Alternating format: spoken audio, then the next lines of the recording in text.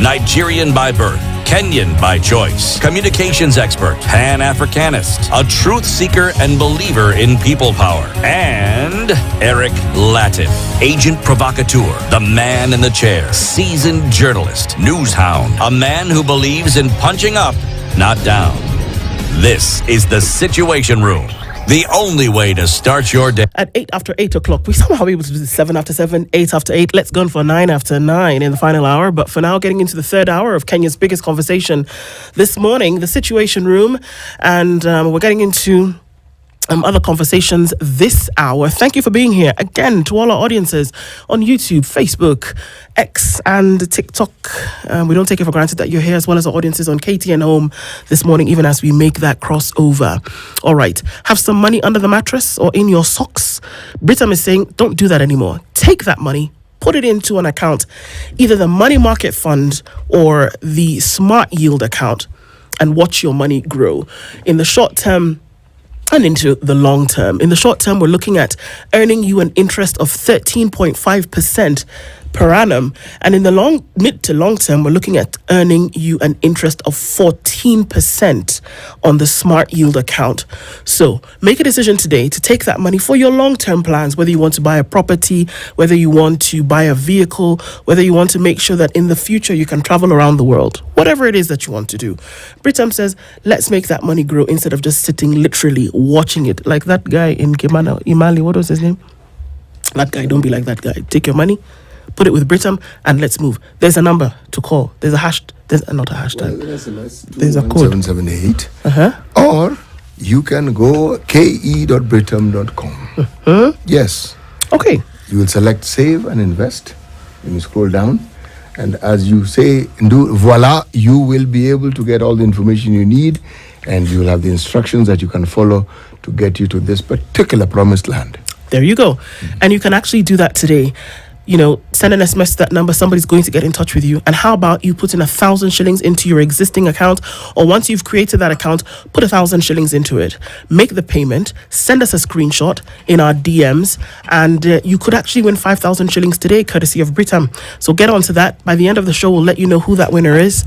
But you can get ahead to doing that this morning. Our guest for this hour is here. Odhiambo Ramogi is an economist and the CEO of Elim Capital. And he's our guest this hour. And we're going to be looking at the cost of protests versus the cost of corruption. Which one weighs on the scale more than the other? And which one should we knock off the scale and say, you know what? It is actually this corruption that we ought to be looking at. Or we need to be worried about the cost of protests? Or do they balance out? So we'll be having that conversation this morning. I should say good morning to you. Good morning. How are you? Very fine, thank you. It has been a minute. It has. Just a little cold, forgive me. My voice is all over the place. So be gentle on me this morning. Don't even worry about it. You're in good company. So today is the day when the voices are voicing. So you know what? We'll do what we can. All right, thank you. Don't worry about it. Karibu sana. But let's welcome you with today's proverb, right? Our proverbs for the whole of this week come from the sovereign island nation and the Union of Comoros. Okay? The Union has 4 different islands. Okay? Now, this is what I always find. This one tickles me to death. That it's an island nation in the middle of the Indian Ocean, but it's in East Africa. Okay? So it means there's an East African Indian Ocean, doesn't it? There's an East African Indian Ocean. Yes, okay, let's part go of with the that. Indian Sure. Ocean. Yes, that... Anyway, the proverb. A beggar will not mind being insulted. A beggar who cannot take insults will go hungry. What do you think, Ramogi? A beggar will not mind being insulted. It has a similitude to the beggar's knees are supple. So that if you lack capacity and that capacity is in someone else's hands and you need to get it desperately so to the point of begging, some small insults will be overlooked to achieve the greater goal. Take the insult today to get what you want tomorrow. In fact, don't even consider it an insult. An insult is an insult when you accept it as an insult. Yes. Could be water off a duck's back. Doesn't Yes. matter, because I'm going to get what I need anyway. So you can insult me until the day comes. Wouldn't you agree? I think I would. My friend, where I come from, pride is very important. There are things, of course, that we find very difficult to swallow, even if the end goal is still beautiful. And you are aware that we're having a little moment here. Oh, you guys clearly. Yes, So you are in good company. Yes, and you're aware that pride comes before fall, don't you?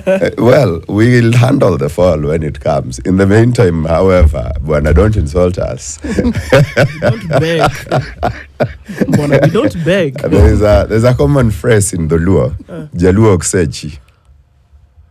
What does that mean? It means a Luo doesn't beg.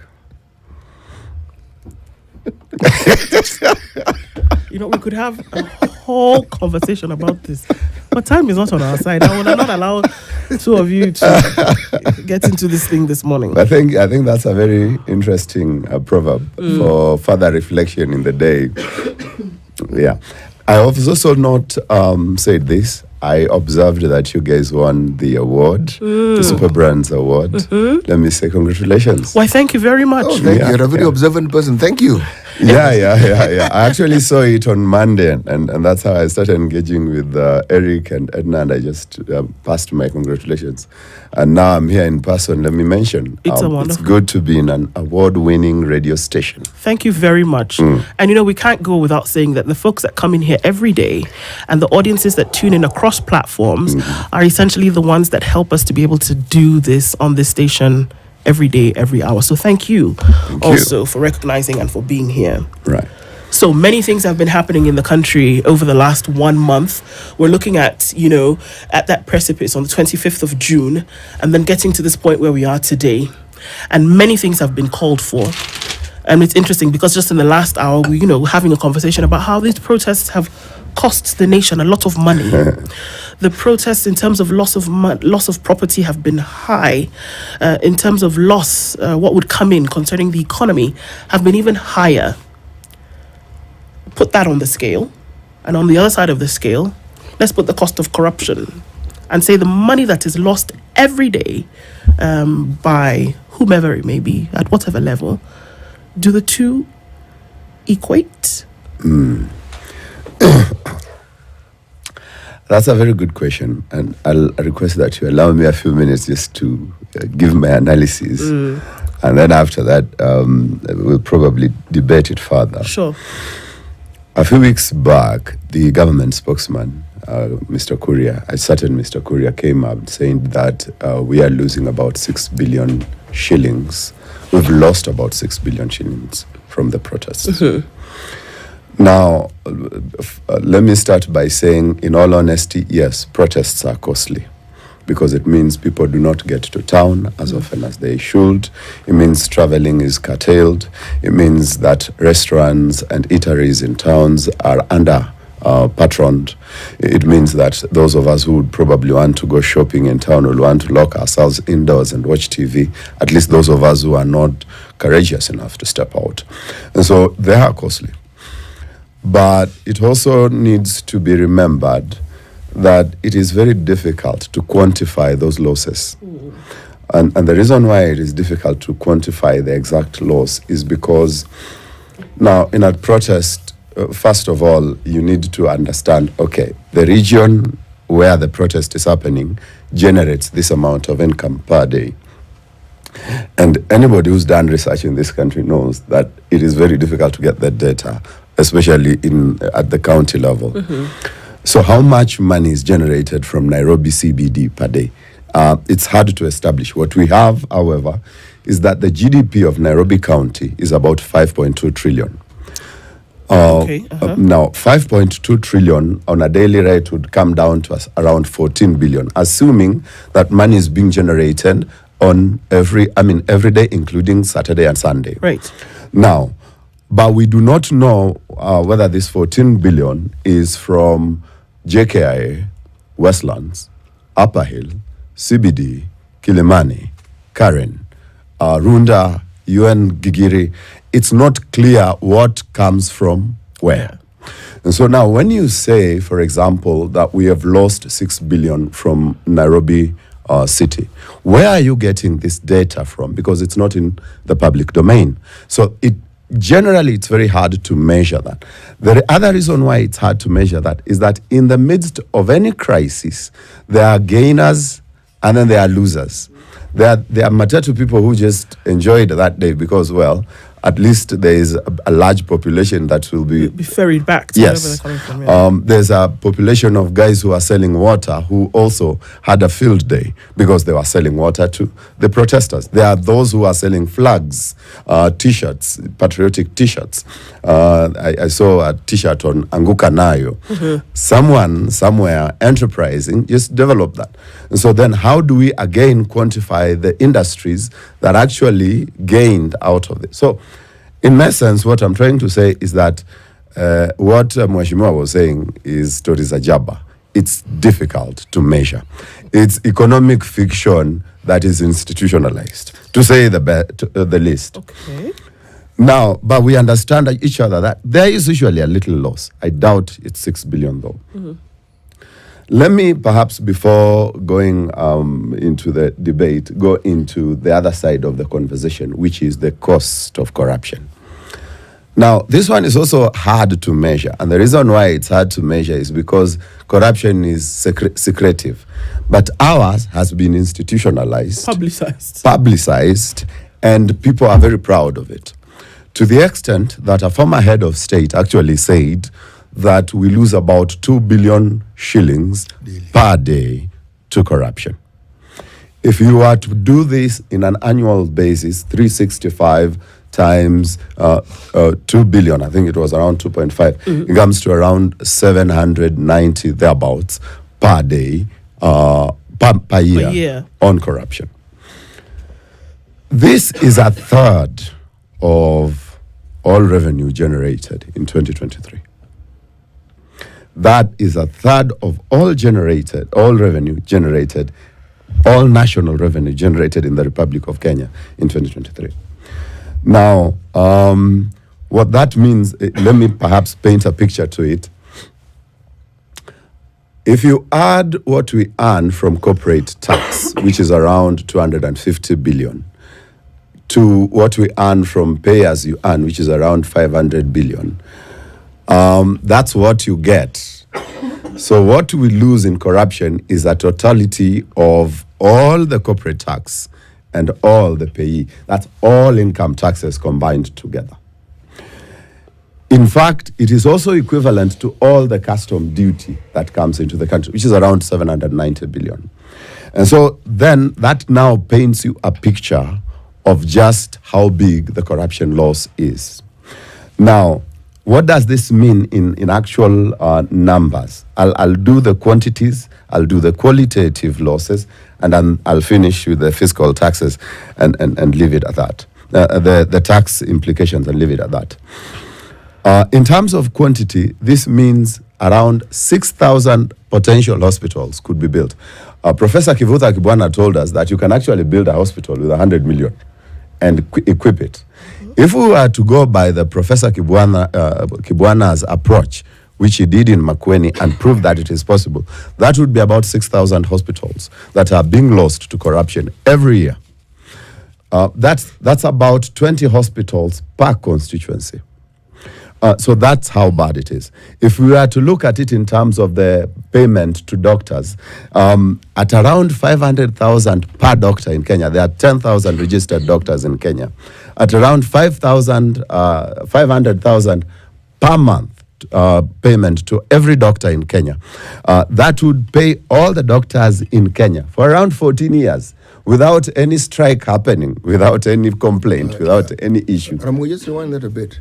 This amount we are speaking of, yes, we started off with the assertion that 2 billion is lost every day. Yes. And we've computed it to amount to 700, it's 365 days times 2, okay? Correct. Yeah. All right. Now, having done that, we are now trying to put it into quantifiable, given the quantifiable scenario. Yes. And this is where we come with the salaries. Correct. Okay, repeat that one again. Yeah. So if we paid every doctor, this amount would pay every registered doctor, because there are 9,000 registered doctors, 9,000 9,000 plus change.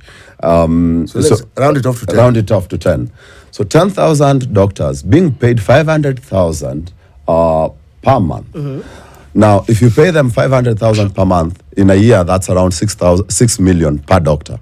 6 million per doctor times 10,000 gives you 60 billion. Now, 60 billion would pay these doctors for the next 14 years. From the money that is lost on corruption.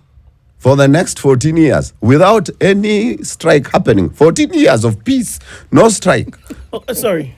Sometimes it's good that we just do this they're asking 200,000. Line by line. Yes. We're saying 10,000. Where do we get this 10,000 number, doctors? It is in public domain. Okay, fine. The number of registered doctors. Number of registered doctors in Kenya, 10,000 doctors. Check that, 10,000. 700 and something billion shillings projected is the amount of money that's lost to corruption in Kenya every year. It's a third of the money that is collected in terms of revenue. Correct. Because we're looking at 2.1 trillion shillings around there is what KRA collects. Yes. However it is spent is a totally different story. So 700 billion shillings. And this is money earned. This is not money loaned or granted. No. This is money from inside, domestic collection, revenue. Yes. Right? 10,000 doctors could be paid 500,000 shillings a month. They're asking for 200,000, but they could be paid 500,000 for 14 years. For 14 years. From the money lost from corruption. From the money lost from corruption. The money that is lost for corruption in 1 year. In 1 year. Could pay these doctors for 14 years at 500,000 shillings a pop. Double and a half the money that they're asking for today. Yes. Can I carry on? Yes. The money that is lost to corruption would pay JSS teachers for the next 80 years. Okay, when I first came to Kenya, maybe 8 or 80. 80. 80. Because you see, what they're saying is that the budget that was meant to pay JSS was 10 billion, right? Yes. So the data on JSS is still scanty. But they had said that 10 billion shillings that was supposed to come from the taxes they had introduced in the Finance Bill 2024 was supposed to pay GSS teachers. If then we go by that 10 billion figure, the money lost on corruption would pay these GSS teachers, all of them annually, for the next 8 years. And this is money lost in 1 year. For the next 80 years. The children they are teaching now, who are around 12, 13 years old, by the time that money is depleted, will be 93 years old. Assuming they live that long. All right? The money, let me go to roads. Now, before I go to roads, I think let's first of all educate university students. Oh, yes, please, let's do. Because right now we have a problem. Yes, we have a problem. So the money that we lose to corruption could educate all university students registered, around 600,000 of them. It's around 556, but let's round it off to 600,000. Why not? Okay. Yeah, at the cost of 200,000 per student, that money could educate all the university students in the Republic of Kenya, all, private, public, all, for the next 8 years. In other words, we could educate 4 years, waende, and then educate another 4 years. And this is money lost in 1 year. All of them, we could educate them for the next 8 years. How many? All 600,000 university students in the Republic of Kenya. Yes. Remind me how much university fees are per year. Around 200,000. I'm calculating with around 200,000. This is what we're talking about now per year. So by the time you finish, assuming that a university degree is 4 years, you'll be done. Maybe you're spending 800,000 shillings. Yes. Okay. So assuming university is 4 years, we will have educated 2 batches of university students with the money without any parent going into the pocket. Without help. Without help. Whatever. Nothing. Okay. Yes. And this is money lost to corruption in 1 year. And then let's now go to TVET, because maybe not all of them go to the university. TVET has around 400,000. To educate TVET, we need around 100,000 per student. Now, there are those which are more. For example, KMTC might be more. And then there are those which are significantly less, low. yes. Like plumbing would be a lot lower. But in average, let's average 100,000. That translates to about 40 billion per year for TVET. And so then we would educate all the TVET students for the next 20 years with the money lost to corruption in 1 year. And now let me go to roads. If we were to assume that we are tarmacking roads at 50 million per kilometer, this is usually difficult because they say that there are roads that are more expensive, can go into 300 million per kilometer, like the ones in Dongo Kundu, where there's a lot of work that needs to be done across the ocean. But there are the others which are not that expensive that can come down to what Mutua did, which is around 20 million per kilometer. Yeah. But let me use 50 million per kilometer on average. Okay. If we did 50 million per kilometer, we would do in 1 year 16,000 kilometers of tarmac roads. What? They would even finish Enterprise Road. You are saying Enterprise Road. all the roads that are tarmacked in the Republic of Kenya today, since independence, is 12,000 What? kilometers. So what we would do with the money lost to corruption in 1 year is 125% of all the roads that are tarmacked in the Republic of Kenya. So that now tells you why then we feel that the amount lost to corruption is a lot more than the amount lost to the protests. And that's what should be paid attention to. And that's what should be paid attention. Let me finish. I had said that I'll finish with the tax part. Yes. Why this is very important and why this connects to the protests. Because the protests emanated from a finance bill which was all but, very sensitive. You see, when you have done a lot of corruption, if, for example, a third of all your revenue, tax revenue, does not go into servicing the needs of the republic, does not go into servicing the provisions of the law, then you have to be creative to get extra resources, of course, to now meet the needs of the people, because you have prioritized corrupt gains over providing services. And so because then now you need money to provide services, you need money to provide education, you need money to build roads. So you have to go back to the people and say, you know what, the taxes you gave us are not enough. Yes. And so we need to increase the taxes so that then we can build an extra SGR. We need to get more taxes, then we can build more roads. But essentially what you have is more than enough. Yes. But you don't find it is more than enough, so you have to go back to the people and make some unsustainable, unsuitable policy decisions of just overtaxing Kenyans. And so that is how now corruption is connected to the protests. The protests are about corruption and misgovernment and poor governance that has led us to a point where we are overcharging Kenyans in terms of taxation, and we are not providing the services, because a third of all that they give the government to work with go into private pockets, buy expensive watches, take clandes to Paris and Dubai shopping. So now we are left with nothing to provide services for the people of Kenya. Direct connections being made this morning. Ramogi Odhiambo is our guest this hour, the CEO of Elim Capital, and we're looking at, can the scales actually tip in favor of making sure that things that are being demanded for are gotten rid of, such as corruption? And let's look at the house when we come back. It's 8:30, and we'll come back and continue right after this.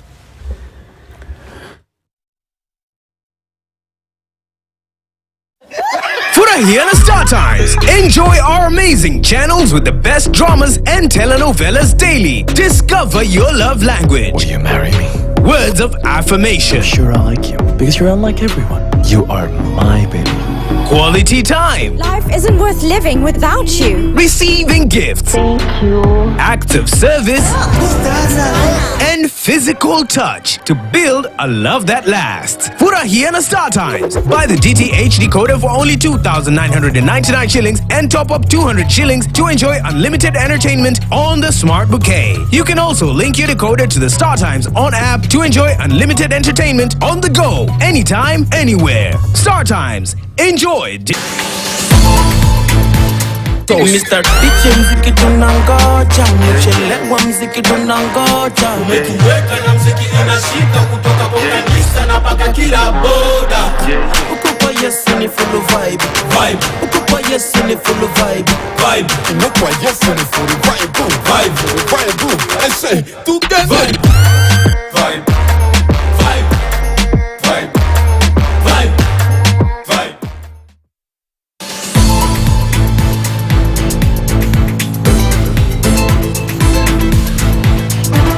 What is the most you can spend on a belt? Yaani unaweza tumia pesa ngapi kwa kununua mshipi?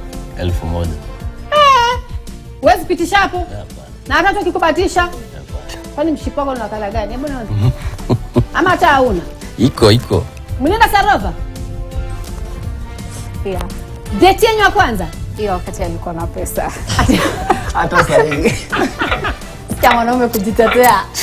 Hata sasa hivi, hiyo sasa alikuwa na wakati ulipeleka tu hiyo date ujarudi tena. Iwe funzo kwako na wengine.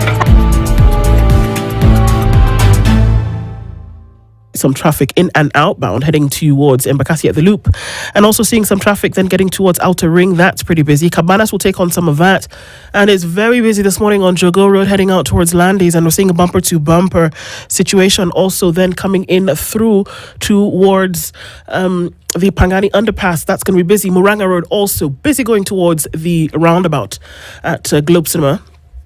Some traffic also on Wayaki Way. It's not letting up just yet as you get towards Westlands. And Limu Road is looking okay. Kiambu Road had some traffic, but we're just going to see the little bit of that left as you try to get towards Muthaiga Square. Let's talk Spice FMKE on X, # The Situation Room. Mature, intelligent talk every morning. Spice up yourself.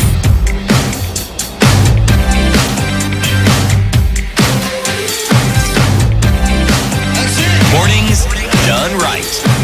94.4 Spice FM, Nairobi. At 25 minutes to 9 o'clock, our conversation this morning continues with Ramogi Odhiambo, and we're looking at, there have been tales of, money lost through protests. But we see that even before that, there's huge amounts of money that's lost that could potentially do, earth-moving things for the country. Qualify that, Ramogi. Well, thank you.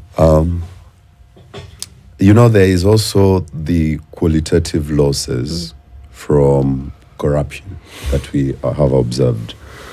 A few days back, I think I saw an interview where Larry Madowo was talking to a young man and asking him why he was in the streets. And the young man says, my wife thinks I'm a loser because I can no longer get employment, and therefore I cannot be the man I should be to the family. What this means is that there are lost services to the public, and that is a fact. You see that in an environment of corruption, the first things that lost when finance bill came and the appropriations bill 2024 was sanitary pads. Linda Mama, the things that really matter to mwananchi wa kawaida are the first things that lost. But there's also the part that we lose. You see, with high corruption, what leads is high taxes. And high taxes mean you and I no longer have savings. And no savings mean no investment. And no investment mean no employment.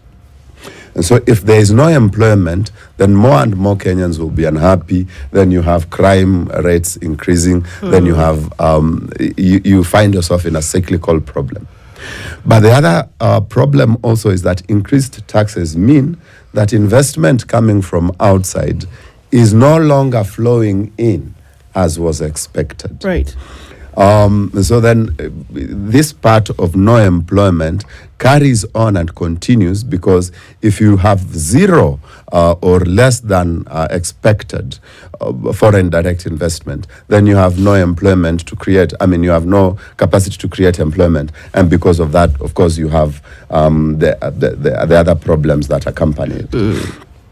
And finally, let me say that there are lost ambitions by young people who would have been educated, whether in the university or in TVET institutions.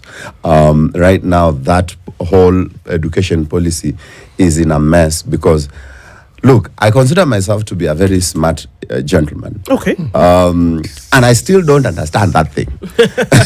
And I've done a lot of research in the education sector. How they determine, for example, okay, this one we are going to support and make sure he goes to university, chaukweli. Yeah. But this one, them they are okay. They should pay the whole 300, 200,000. It's not clear to someone like me. Now, Sembuse, someone in, say, Garissa, who is trying to access these resources, it becomes very, very difficult for this person to access that opportunity. And so those are the qualitative losses that we have observed, that it is very difficult to quantify and tell someone there are this number of young people who could have developed a great business for this country, who are now not in the university, or there are this number of people who would have come up with a great invention who are now not at the university, or this number of people died because of the doctors' strike, and you could have paid doctors, but you opted to buy expensive watches. So it is very difficult. You're not going to let go of this watch? No. Okay. Not at all. Yeah. How then, because, oftentimes, and I think we are justified to do so, that it doesn't become clear in the minds of people what you're actually talking about when you talk about losses. And to do that, then you actually see what you would gain in the presence of a loss. So when you do that, then you see, okay, actually, this is what it means. Right.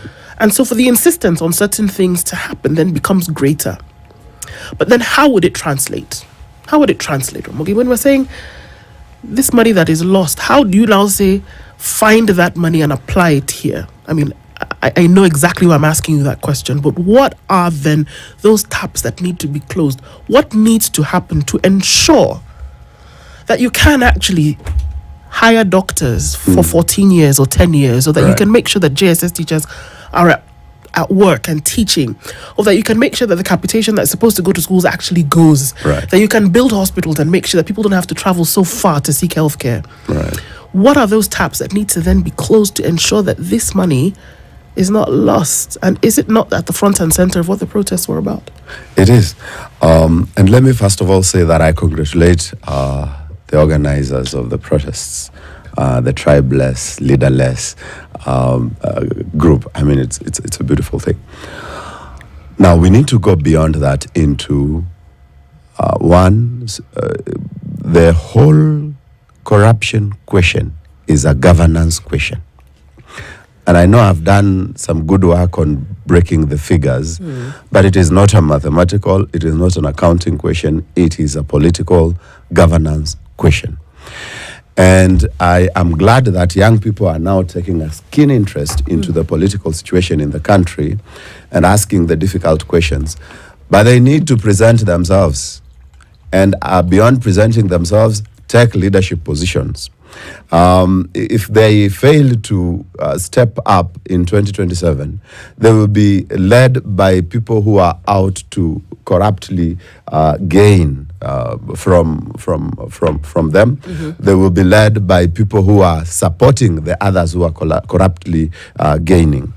And that will be a problem. The bigger issue also is, you find that this group has not voted traditionally because they say, "Ata tukivote, it doesn't make a difference." To some extent, they are true, but if they can organize themselves to protest and bring down the kind of heat they have brought down, I think they can organize themselves to govern. And if they can organize themselves to govern, then one of the things that they need to do is don't change the monkeys in the forest and you leave the forest intact. Because what will happen is the institutions of corruption is no longer, in this administration, corruption is no longer a scandal. You see, in the days of Kibaki, it was a scandal. Anglo leasing scandal. Goldenberg was before, I think. Yeah. So we were used to scandals because it was one-off, once in a while. In this administration, it is institutionalized, it is regularized, it is accounted for and budgeted for, to the extent that when there is a small scandal, people wonder, but it's only 7 billion. I remember there was a time Aurora and Kimarer came up and we were wondering where is that money? And someone confidently asked us, it is only 7 billion because he knows what goes to private pockets is actually 800 billion. And so it is institutionalized. And I think we need to remove those institutions, and we need to come up with governance, stronger governance practices. But Ramogi, institutions don't move money. People do. People do. People steal money. Right. People misappropriate funds. Right. People mismanage their docket. Money is lost not because it disappears into the air. People. No, you're pushing me. I was really avoiding this phrase. Anguka dayo. People take it. Because the thing that was coming, are set up very nicely, and I'm going to go back to that whole cliche thing of people come and do benchmarking in Kenya, Rwanda, I don't know who, even people from Nigeria come and benchmark systems in Kenya. So the systems seem to be set up and running, but the people in these, and I understand what you're saying, that the structure that you find in an organization means that you either go with the flow or you go. Right. So is it not that the people then who are perpetuating these things should be the ones that should be gotten rid of? So let me perhaps, the first thing that came to mind when you started talking about people is Anguka Nayo. I was really trying to avoid that. But let me first of all paint you a picture of the things that I think are easy wins in terms of structural adjustments. It was a very big mistake in our constitution to say that Treasury is under key and lock of the national government, and to disempower both Senate and the CRA, the Commission on Revenue Allocation.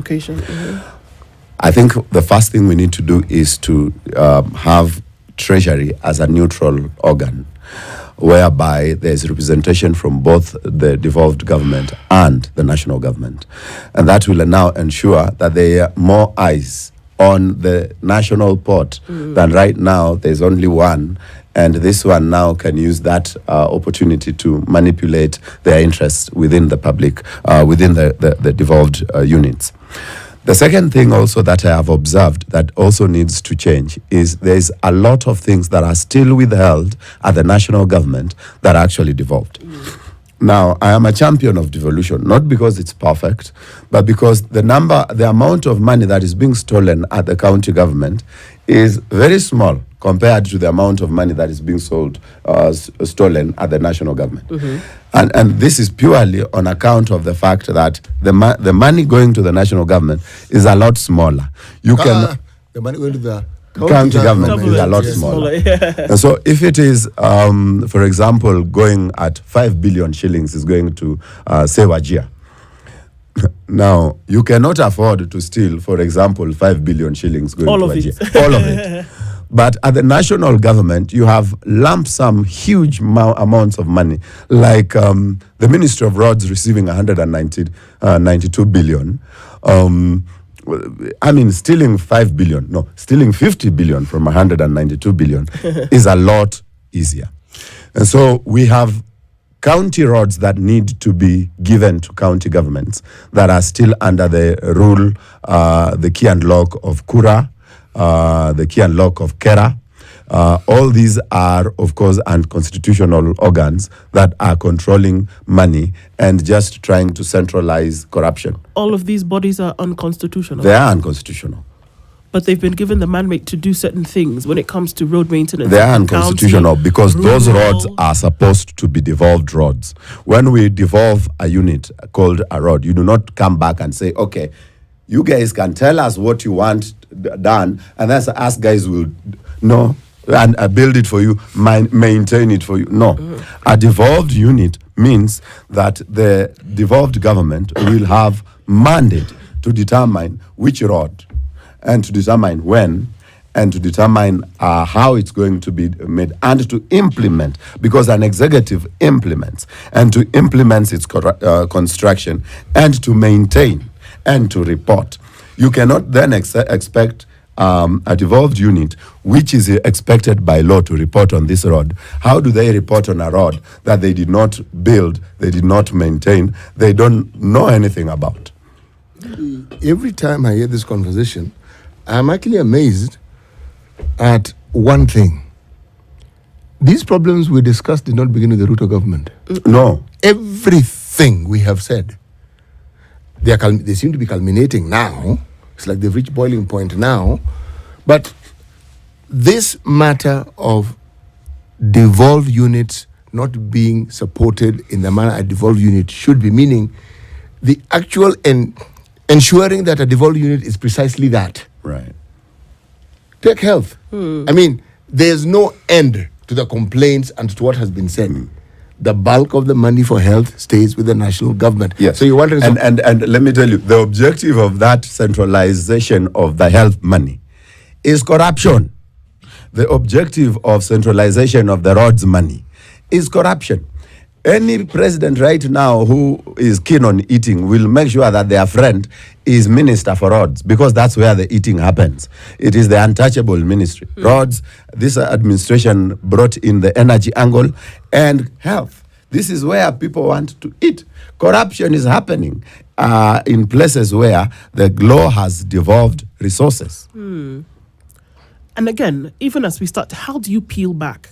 I know you've talked about, so it sounds to me like you're prescribing what a number of other economists have prescribed today.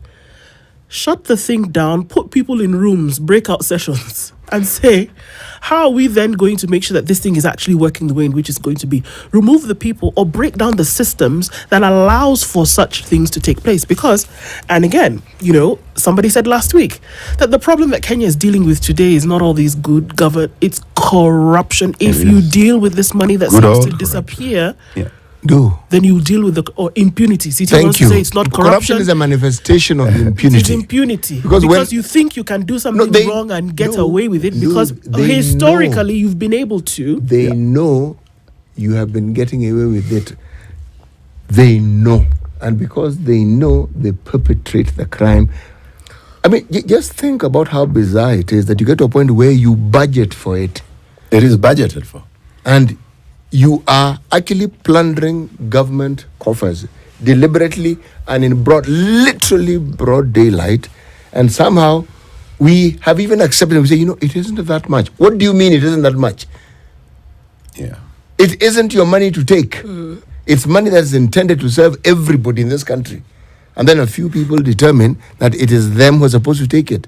You see, we cannot accept that small corruption is good. This big corruption began as small. And then the tolerance levels just increased to the point where we seem not to be very bothered when someone says it's 100 million. Even him can't he get serious. I mean, why didn't he just take a B? This is what we know he has actually taken. I mean, surely, can't you see there's something wrong with our psyche here? We are actually lauding theft and saying, so long as you steal in small quantities, it's not that bad. What do you mean it's not that bad? It is bad. Who's responsible for taking a hammer to this head right now and doing something about it if they really wanted to? Mwananchi. How? The vote. The vote. Mwananchi, and I'm sorry to say this, but I think our democracy has failed because of poverty, and these people know it. And if you ask me, actually, I think we should reduce our taxes, because it looks like the amount of taxes we are giving these guys is too much. And so they have to find ways and means of getting it into their private pockets. I believe we could reduce the VAT to 7.5% like Nigeria and still survive. I believe we could reduce pay to 25% like Nigeria and South Africa and still survive. But because I feel we are giving them too much money. But the Mwananchi, on the other hand, is being denied money. And I wish we had time to go into the austerity question, because we are talking austerity as regards now expenditure side. We are not talking austerity as regards, can we start austerity from the tax side, so that then while the government is talking about having some resources and managing their resources better, I also, as Mwananchi, is left with some resources to manage better. And you do that by at least reducing the tax. Anyway, back to your question. Who is responsible? Yeah. Mwananchi has to vote more wisely and not allow themselves to eat money that is theirs and then vote because Ndu is very good because Ndu gave me 1,000 shillings. No, that 1,000 shillings is yours. Eat it if you have to, but vote according to what you believe is right. So the austerity question then has come in, and that was actually going to be the next one, because the president has actually committed to saying, let's see how we can apply these measures of austerity across board. Yeah. What does that mean? The president is not being sincere. Why? The two reasons. One, yes, we brought down the finance bill, but in the same breath, he made sure he signed the appropriations bill into an act. And so he has a budget that was according to his preferences. To try and placate us into thinking that is amending that, he comes up with a supplementary budget. Now, a supplementary budget can only adjust up to 10%. That's the law of supplementary budget. Now, if you have a budget that huge and that has some provisions that we feel are out of place, and you come up with a supplementary budget, it feels like you really do not feel the need for a structural change that made Kenyans go into the streets. Because I feel, for example, the roads ministry getting 192 billion is just too much. Yes, they may have reduced 14 billion out of it, but where is the rest of the money going to? To paint you a picture, Thika Road was built with 32 billion, and that was 12 years ago. And inflation is only mostly on oil and food. And so most of construction materials have not... The price of cement at that time was 600. The price of cement today is 800. Right. It hasn't gone that much. Huh? And so now, how did we move from building a state-of-the-art post-modern road like Thika Road with 32 billion into needing over 192 billion to do 1,000 kilometers of road? Because they do 1,000 kilometers per annum. And so it's that is money that could be just, that budget could be slashed. Thika Road is not 1,000 kilometers. It is not 1,000 kilometers. But what I'm saying is it's postmodern, 6 lanes. Yes. You understand? Yes. And so now, if we are even to say then, okay, 6 lanes of Thika Road gave us this, it was done at 32 billion. Now, 2 lanes of Mombasa to Malindi, or 4 lanes of Mombasa to Malindi, combined with 4 lanes of Kisian to Usenge in my home. Surely, you need 192 billion to do those roads. I think that someone is somewhere is joking and is misleading Kenyans. That money can go away so that we apply austerity even in the roads ministry. We need to apply austerity from the top down. Let me ask this question. This talk of austerity, we are experiencing what you economists call a recession. Is that correct? Yes. Now, do you starve money? Do you squeeze money in a recession? Or do you do so during a glut, during a period when the country is booming?